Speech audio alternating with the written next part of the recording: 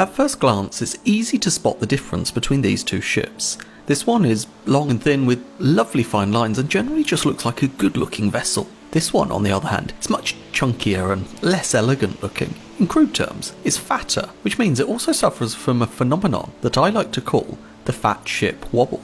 You can put the rudder over to start a turn, then return it to midships. The ship will then start to turn faster and faster. Its rate of turn increases until you apply counter helm. If you don't get that counter helm quite right and you keep the rudder in the middle a little too long, it will then start turning in the opposite direction.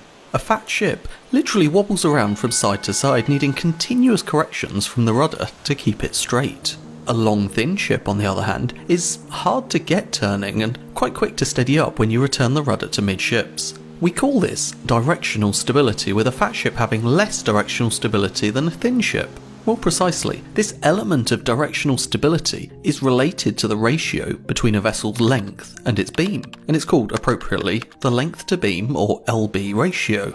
For a normal ship, you can expect a ratio of around 7, meaning that a 70 metre long ship will have a beam of approximately 10 metres. As the ratio gets smaller, directional stability will similarly reduce, but that might be what you want.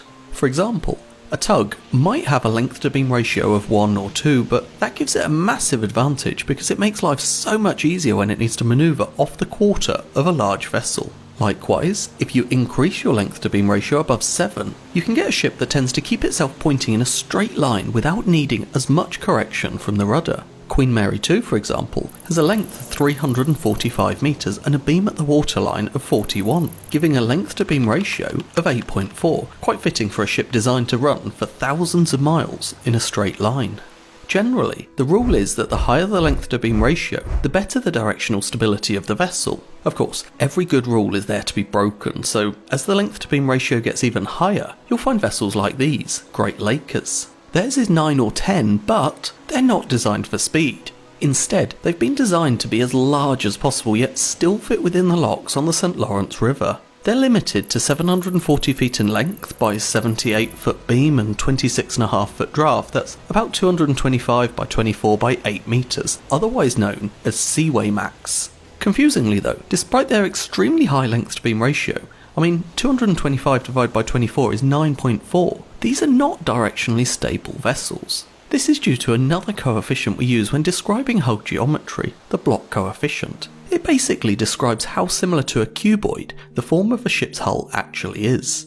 If you take a vessel's length, breadth and draft, you could construct a box that the underwater portion of the hull would fit into. By comparing the ratio of the actual underwater volume to the volume of the box, we get the block coefficient. A block coefficient of 1 would imply that the vessel is a box-shaped vessel. As you shave parts of the hull to make it more streamlined, the block coefficient decreases.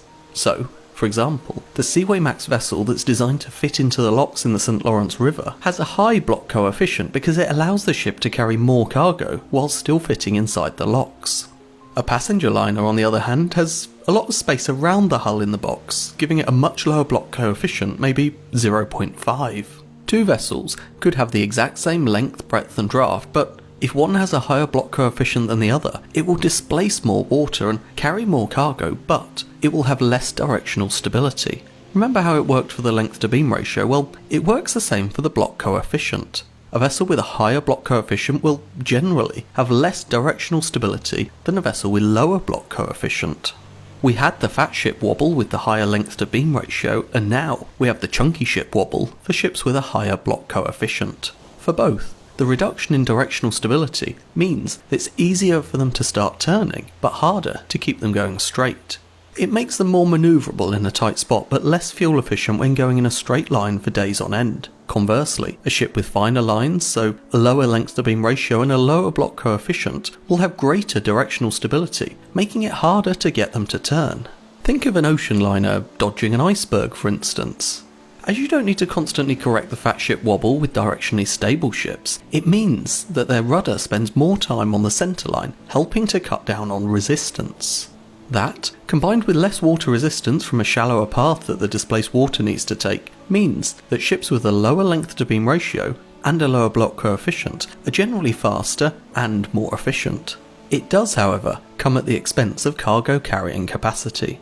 If you're restricted on space, say in a lock like the St. Lawrence Seaway or even the Panama Canal, you might find that it's worth sacrificing speed to be able to carry more, and you get the bonus of having an easier time manoeuvring once you reach your destination. The Fat Ship Wobble, while sounding completely made up, is actually a real-life phenomenon that navigators use every day to stay in tune with their vessels.